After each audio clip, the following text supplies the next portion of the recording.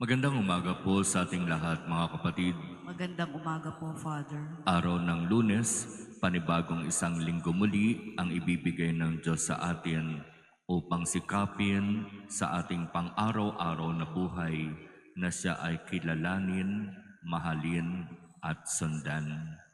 At sa pagsasagawa nito, umaasa ang Diyos na tayo ay makakaakit ng ibang mga kapatid na mas lalong lumapit at kumilala sa ating Panginoon.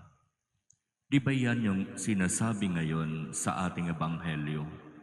May mga tao na kumikilala at nananalig kay Jesus at talagang saan man nandoroon si Jesus, sila'y nagpupunta at lumalapit at kapag may pagkakataon, nag-aanyaya sila ng iba pa, maging ng mga may sakit, tinutulungan nila at dinadala nila palapit kay Jesus. Pananampalataya kay Jesus na naglalapit sa iba at nagdadala sa iba kay Jesus. Yan ay isang napakagandang uri ng pananampalataya.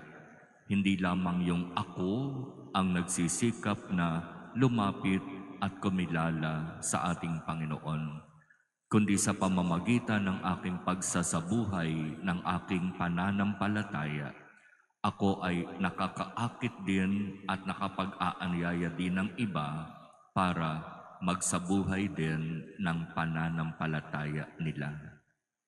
Napakagandang mangyari mga kapatid na sa ating pamayanan, sa ating komunidad, bawat isa ay nagiging inspirasyon upang patuloy na lumapit, patuloy na manalig at maglingkod sa ating Panginoon. Inspirasyon, ibig sabihin, sa pamamagitan ng nakikita kong magandang halimbawa mula sa iyo, kung papaano mo isinasabuhay ang pananampalatayang Katolika, ako rin ay nai-inspire at dahil doon, ninanais ko rin na ilapit ang aking sarili sa pagsunod at paglilingkod sa Diyos. Kaya ipagkaloob nawa ng Diyos sa atin ang biyaya na tayong lahat nawa ay maging mga inspirasyon sa bawat isa kung saan sa pamamagitan ng pagsasabuhay natin ng ating pananampalataya, marami ang maaakit palapit sa ating Panginoon.